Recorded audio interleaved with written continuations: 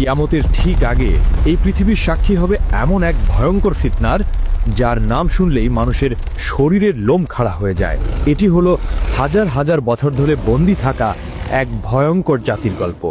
এটি হলো ইয়াজুজ ও মাজুজের কাহিনী। ইয়াজুজ ও মাজুজ হলো হযরত নূহ আলাইহিস সালামের বংশ থেকে আসা এক জাতি।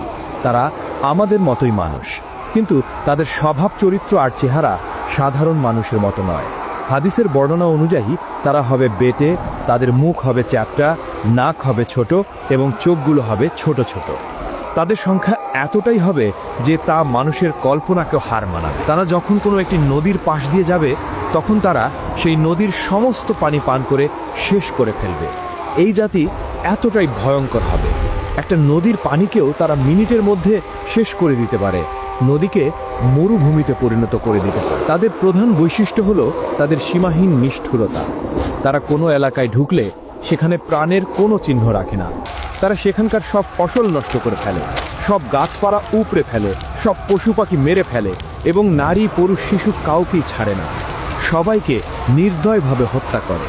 বহু শত বছর আগে বাদশাহ জুলকারনাইন নামে আল্লাহর এক নেককার বান্দা ইয়াজুজ ও মাজুজের অত্যাচার থেকে মানুষকে বাঁচানোর জন্য দুটি পাহাড়ের মাঝখানে লোহা ও তামা গলিয়ে এক শক্ত প্রাচীর তৈরি করে দিয়েছিলেন। সেই দিন থেকে তারা সেই প্রাচীরের ওপারেই বন্দী অবস্থায় আছে।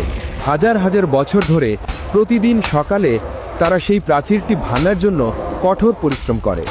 দিন শেষে যখন তারা ক্লান্ত হয়ে যায়, দেয়ালটা প্রায় ভেঙে ফেলার মতো পাতলা হয়ে যায়, তখন তাদের সর্দার বলে, আজকের মতো থামো, বাকি কাজটা আমরা আগামীকাল এসে শেষ করব। কিন্তু আল্লাহর ইচ্ছায় পরের দিন সকালে যখন তারা ফিরে আসে, তখন তারা দেখে দেয়ালটা আবার আগের মতোই মজবুত আর মোটা হয়ে গেছে। তখন তারা আবার দেয়ালটাকে ভাঙার জন্য লেগে যায়। এভাবেই চলছে দিনের পর দিন, বছরের পর বছর, কিন্তু দেয়ালটা ভেঙে তারা বাইরে আসতে পারে না। কিন্তু কিয়ামতের ঠিক আগে যখন পৃথিবীতে হযরত ঈসা আলাইহিস সালাম আসবেন এবং দাজ্জালকে হত্যা করবেন, ঠিক সেই সময়েই আল্লাহ ইয়াজুজ ও মাজুজকে মুক্তি করবেন। সেদিনও তার আগের মতোই সারাদিন ধরে দেয়ালটা ভাঙতে থাকবে। দিন শেষে যখন দেয়ালটা প্রায় ভেঙে পড়ার মতো অবস্থায় চলে আসবে, তখন তাদের সর্দার হয়তো আল্লাহর ইচ্ছাতেই বলে উঠবে, আজকের মতো এখানেই থামো, ইনশাল্লাহ বাকি কাজটা আমরা আগামীকাল এসে শেষ করব। সেই একটা মাত্র শব্দ ইনশাআল্লাহ তাদের হাজার হাজার বছরের চেষ্টাকে সফল করে দেবে। পরের দিন সকালে যখন তারা ফিরে আসবে, তখন তারা দেখবে দেয়ালটা ঠিক তেমনই ভাঙা অবস্থায় আছে। এরপর তারা এক ধাক্কাতেই সেই দেয়ালটা ভেঙে ফেলবে এবং কোটি কোটি ইয়াজুজ ও মাজুজ বন্যার পানির মতো তীব্র গতিতে সারা পৃথিবীতে ছড়িয়ে পড়বে। তাদের আগমনের সাথে সাথেই পৃথিবীতে শুরু হবে এক চরম বিপর্যয়, এক ভয়ঙ্কর দৃশ্য। তারা যখন উঁচু ভূমি থেকে দল ভেদে নামতে থাকবে, তখন মনে হবে যেন পাহাড়ের উপর থেকে এক বিশাল কালো সমুদ্রের ঢেউ নেমে আসছে। তাদের চিৎকারে আর পায়ের শব্দে মাটি কাঁপতে থাকবে। তারা তাদের যাত্রাপথে যা কিছু পাবে সব কিছু ধ্বংস করে দেবে। সবুজ ফসলের মাঠ তাদের পায়ের নিচে পিষে ধুলোয় মিশে যাবে। ফলের বাগানগুলো তারা উপড়ে ফেলবে। শহরের পর শহর তারা জ্বালিয়ে পুড়িয়ে ছারখার করে দেবে। তারা যখন জেরুজালেমের তাবারিয়া নদীর পাশ দিয়ে যাবে, তখন তারা সেই নদীর সমস্ত পানি পান করে শেষ করে ফেলবে। নদীটা একদম শুকিয়ে মরুভূমির মতো হয়ে যাবে।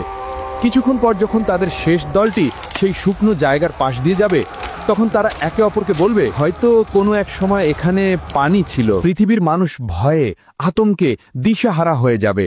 তারা নিজেদের ঘর বাড়ি ছেড়ে পাহাড়ের গুহায় এবং জঙ্গলে গিয়ে আশ্রয় নেয়ার জন্য ছুটতে থাকবে। কিন্তু ইয়াজুজ ও মাজুজের হাত থেকে পালানো প্রায় অসম্ভব হবে।